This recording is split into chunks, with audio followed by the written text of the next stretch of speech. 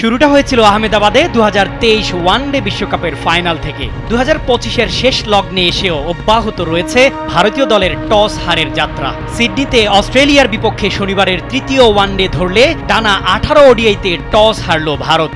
রোহিত শর্মা থেকে শুভমান গিল, তবে চিত্র বদলাচ্ছে না। অজিদের বিপক্ষে চলতি সিরিজের 3 ম্যাচেই টস হারলেন শুভমান। তার আগে 15টি ম্যাচে টস হেরেছিলেন রোহিত। 2023 সালের 19 নভেম্বর থেকে 2025 সালের 25 অক্টোবর প্রায় 2 বছর ধরে একটি ওয়ানডে ম্যাচেও টস জিততে পারেনি ভারত। আগেই বিশ্ব রেকর্ড হয়ে গিয়েছিল। স্যান্ডেলিনা সো, রূপচর্চায় আভিজাত্য। 2011 থেকে 2023 সালের মধ্যে টানা 11 ওয়ানডেতে টস হেরেছিল নেদারল্যান্ডস। সে রেকর্ড তো আগেই ভাঙা হয়ে গেছে ভারতের। রেকর্ডটা ধরা ছোঁয়ার বাইরে নিয়ে যাচ্ছে ব্লুজরা।